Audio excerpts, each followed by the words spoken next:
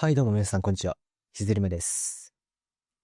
皆さん、練習って何のためにあると思いますか？自分の心にね、ちょっと問いかけてみてください。練習って何のためにある？答え出ましたでしょうか？本番のためにあるんですよね。本番のためにある。この時、本番は SNS で本気でいいね稼ぎする投稿や仕事を指します。私の場合。本番を想定できない練習は身になりません。このことだけを覚えておいてください。はい。早速やっていきましょう。超効率的な練習方法。それは色や明度や身体を意識した写真の模写です。基本的に描いたことがないものは描けません。人は。絵師だったりもそうです。資料見ずに描いてる方っていうのはもう描いたことがあるからもう描けるんです。次の項目に当てはまる方は注意が必要です。例えば、描いたことがないのにつながる資料を見ずに描く。描いたことないのに資料を見ずに描く方と、描いたことないのに効率を求める方。この方々は特に注意が必要です。これは成長しない方がやる王道の失敗です。本当に失敗します。当てはまった方は、しまった方、大丈夫ですね。今知ったんで、問題ありますね。これから直せばいいです。はい。色や明度や賃貸を意識した模写で何が得られるのかっていうと、この6つが得られますね。最初からやっていきましょうかね。より細かい人体表現が可能になる。要は、模写で結構細かく書くんで、人体表現が細かく、陰影だったりとかを用いて書くので、細かく再現可能になります。で、色塗り最強の基礎、現実の配色を知ることで、絵の色が崩れなくなるという。すべての根本が現実の配色なんですよ。で、その配色を知ることで、その元の絵が、要は現実からそれればそれるほど違和感が出てくるんですよね。で、その違和感をなくなるのが現実なんで、要は違和感がなくなる絵を描くことができる、安定した絵を描くことができる、一定のクオリティの絵をずっと描き続けられるっていうことが可能になります。次に、デッサン力を向上させ、画像から読み取る能力を上げられるということで。要はデッサン力必要ですよね。資料を見るときも、デッサン力があれば、こんな感じって思って見て、そこからデッサンするんですけど、その時の能力が上がって、すごい画像からの情報っていうのをちゃんと読み取れるようになりまして、ってなると、クオリティが上がるんですよね。画像からの情報をたくさん読み取れるっていう能力を鍛える必要があって、これがあれば、例えば他の方のイラストだったりとしても、そのイラストからたくさんの情報を学ぶことができるんですよね。これが狙いですね。次に大きな個性をとても獲得しやすくなるっていうのは、これはですね、例えば他の方のイラストだけをたくさん模写すると、その方の絵に寄ってしまうんですよ。どうしても。で、個性っていうのがもう二番煎じになってしまうので、正直、って感じですね。で、次、色選びの迷い方が少なくなり、書く速度が上がる。これはですね、さっき言った、要は、現実の配色っていうものを知ってるんで、基礎っていうものを知ってるんで、基礎からちょっとアレンジするにしてもそうですし、要は基礎があるから、もう、じゃあとりあえずここ、基礎の色でやっとくか、みたいな感じのことができるようになると。で、そうなると、一応ここ置いとくか。で、その一応置いとくかが正確になるんですよ。すごく正確になるので、そうなった場合、そのまま完成に持っていったとしても、クオリティが下がらず、後から修正っていうのがほとんどなくなるんですよね。で、結果として書く速度が上がるということです。で、最後に質感表現が格段に上手くなる。これはそうですね、服のシワとか、そうですね、質感とか、前の講座でやった表面反射とか、拡散反射とかの表現の幅が広がります。よりリアルな絵が描けるようになりますね。さらに、リアルが知ってれば、カジュアルに直すことも容易です。はい、早速やっていきましょう。ということなんですけども、その前にルールがあります。ルール。その1、色調補正レイヤーを一切使ってはいけない。簡単に言うと、トーンカーブとか、その、サイド、ミド、これいじったりとか、明るさコントラストとか、こういう色調補正レイヤーを使ってはいけないということですね。これはですね、便利機能だと思っていらっしゃる方結構いると思うんですけど、これ逆に成長をね、阻害する機能なんですよね。なんで成長を阻害するのっていうことなんですけども、これはですね、どっちにしろ、色っていうのは一発で決めた方が早いんですよ。基礎デッサン力を上げるにしても、この色調補正レイヤーっていうのはとても邪魔になってくるんですよね、意外と。否定してるわけですね、もう。そこまで悪く言うつもりはないです。ないんですけども、洗浄阻害してるんだよっていう、ちょっと簡単に言うと、食事であまり体に良くないものがあるんですけども、その人工甘味料を取ってるような感じですね。わかりづらいですけども、ただ、あまり使うのはお勧めしません。成長阻害します。ということだけ。で、次、レイヤー数の上限は4枚とする。これはですね、あまりレイヤーに縛られてほしくないなっていうのがありまして、これ追加してます。さあ、描画中写真からスポイトで直接色を取ってはいけないっていうことで、これもデッサン力を上げる感じで、要は、写真から、この色はこうなんだっていうのは、描画後ですね。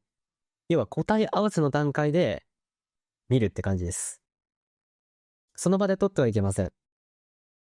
4は写真を下にしていてはいけない。まあこれはトレースですね。良くないですね。はい。サブビューに表示しておきますね。はい。ウィンドウでサブビューっていうやつがありますんで、まあこれをやるとね、こんな感じで表示されます。まあここ、絵だったりも置けるんですけどね、私はじゃあこれ一瞬表示させていただきますね。で、制限時間なんですけども、初心者の場合は質優先で2日にわたって描いてください。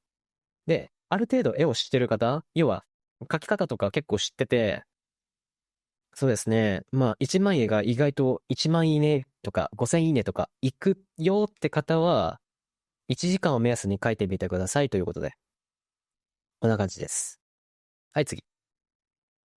ペクスルスで発見しためちゃくちゃいい絵がありましたんで、写真がありましたんで、この写真をね、解釈して模写していきたいと思います。はい。やっていきますね、最初。そうですね。この場合はですね、今回はキャンバスサイズがちょっと違うので、それ、最初合わせますね、キャンバスサイズ。はい。そうですね。こっちの方がいいですかね。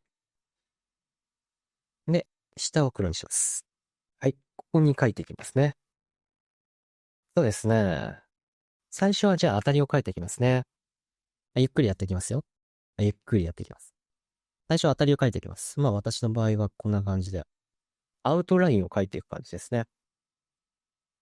で、後から、自由変形とか使ってもいいんですけど、最初は引きで結構書くことが多くて、なんでかっていうと、その当たりなので、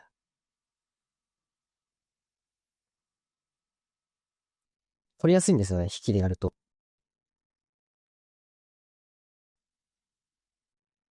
でラフっていうのは、当たりっていうのは意外と曲線使わない方がいいです。曲線っていうのは、テンションポイントというか、ちゃんと力場のポイントが設定できない。要は、どこだ、どこを基準にすればいいかわからないよっていうなってるんで、だったらば、こんな感じで、さささっていう感じで、または、こんな感じで、ちゃんとテンションポイントを作ってあげると、あの、わかりやすくなるんで、そこを基準にできるんで、とてもいいと思います。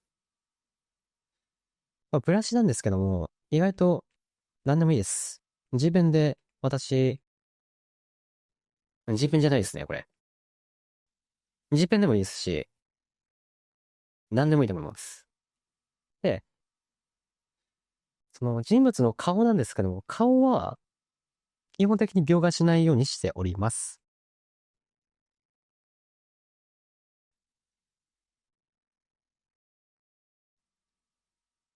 ちょっと大きいですね。まあ、比率測るのも大事なんですけどもね。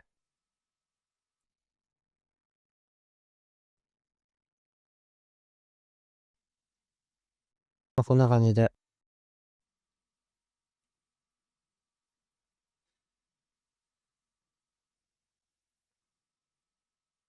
やっていきますね。歪みツール使ってますね、今。歪みツール、列歪みというか、進行方向左の歪みツールですね。これ私大好きでして、よく使ってます。すごくやりやすいんですよね。パース取るっていうのはあんまりしないですね。基本的に、ちゃんと背景描くっていう場合でない限り、建物とか描くって場合でない限り、パースを取ることはあんまりしません。まあ、それも少し、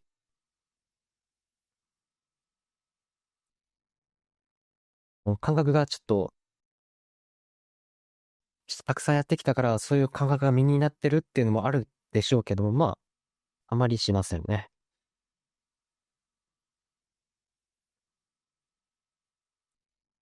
当然初期の頃はちゃんとパースも学んでましたよ。絵を描き始めてそうですね。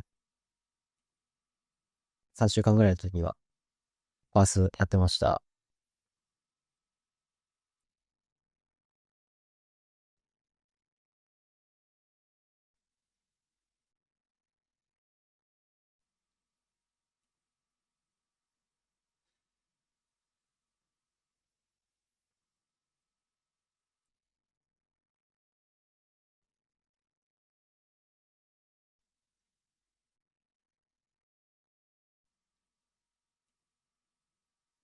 まあ、こんな感じで、当たりは当たりなんですけども、今回はゆっくりやらせていただきますね。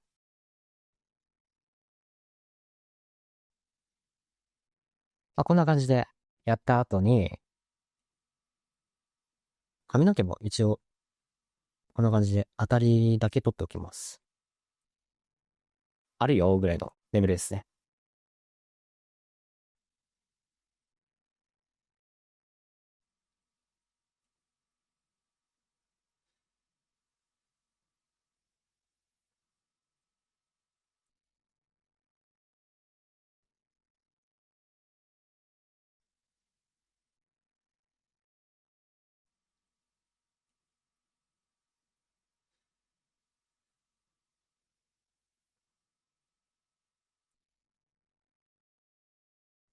こんな感じでできました。で、こっからまあ、色塗りしていきますね。レイヤーはそうですね。私の場合、今1枚で、次2枚になります。こうです。こっちがいいですね。で、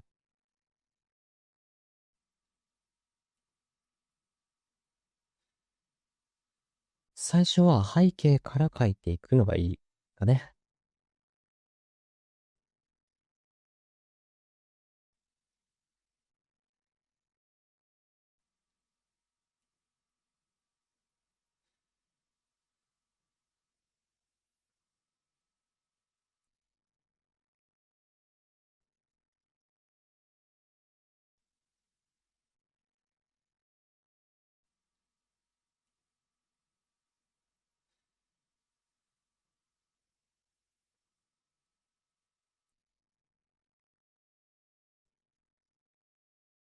まあ、ブラシは今、不透明度の落としたブラシ使ってます。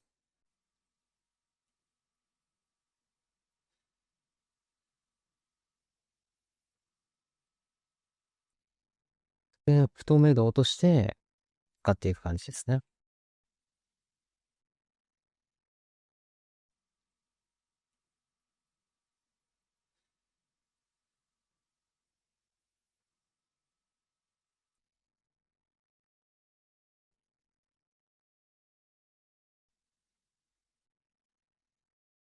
まあ、意外と黒い線というか、当たりの線って意外とくどいので、今結構、透明度、すごい30%ぐらいまで落としましたけど、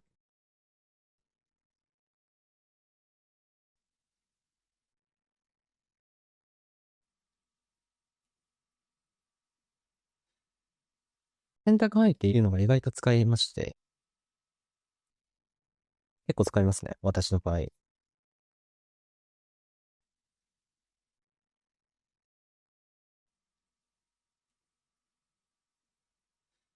ちょっとこれ、消させていただきますね、そろっと。で、次、